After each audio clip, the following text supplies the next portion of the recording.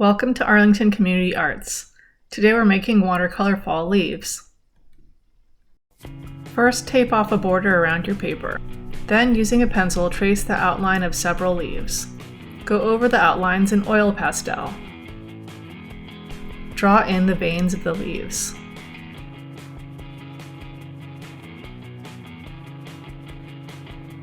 Next, you're ready for color. Put a thin layer of water on the shape you want to paint. Add a couple of similar colors to the shape. The water will help them blend. Drying your painting before adding another color helps the colors not bleed together.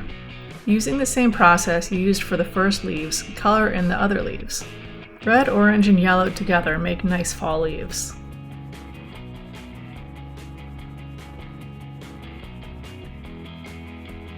Dry your painting again before starting on the background.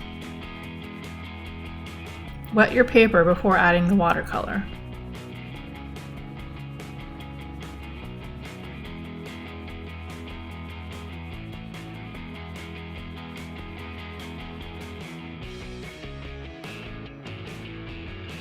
When your painting is dry, you can peel off the tape.